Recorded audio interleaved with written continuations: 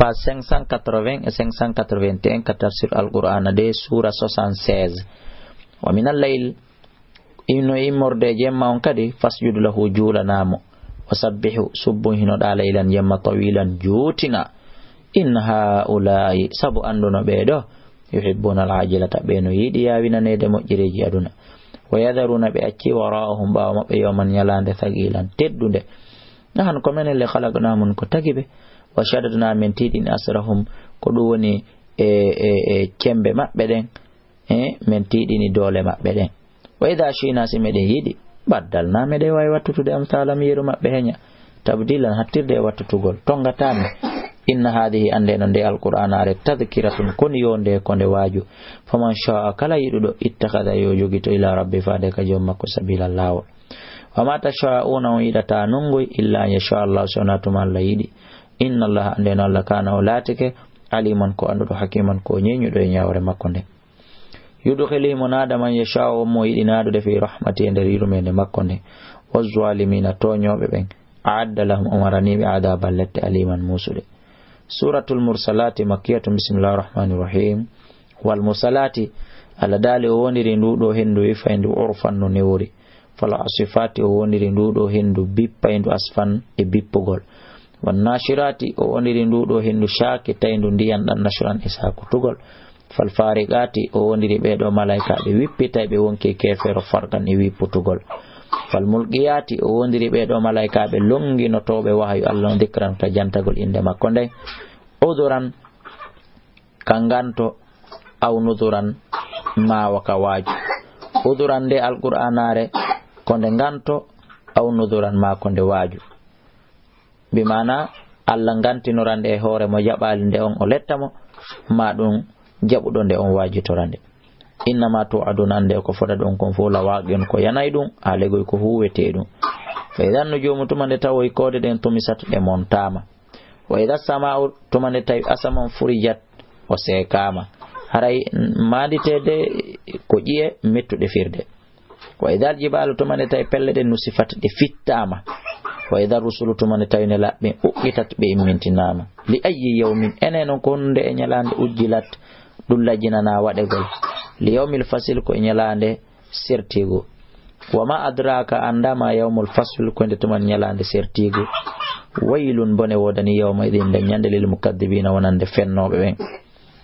alam nuhlikil awwalina e men halkale aditi ben thumma nutabi'uhumul akhirina leftu men jokkintini be sakkitibe ben me wadi kadhalika kono ni naf'alu men gollirta bil mujrimina bombe ben waylun bone wodani yawma idin dañande lil mukaddibina onande fennobe waylite hon yafoto doyru pay koy e musibe julbe ala dal alam nakhluqukum emen tagali on mimma in immorde ndiyam mahinin hoydan do ndiyam mani yufanda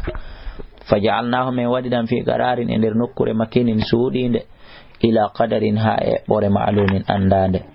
faqadarna min ebbi fani imal qadiruna moƴƴi ebbube waylun bone wodani yawma idin dañande lil mukaddibin wonande fennobe alam naj'alil arda eme wadali leydi din kifatan yonayndi ahya an wurube o amwatan e maybe o men wadi kono ko hore dum fo on den pirude soppindiren asikka leydi lella yoni waja'alna min wadi fiha e maydi rawasi pelle shamikhatin tutide de yeyotako wasqaynakum min yarni umma andi furatan weldan jem waylun bone wodani yawma idin dañande lil mukaddibin wonande ben fennube Allah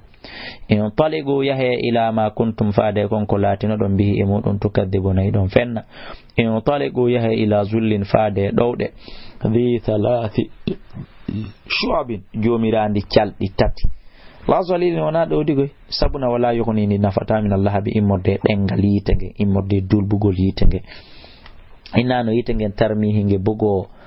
bishararin pette kalkasiri wawde wano kubeje hakke ko pette den jandi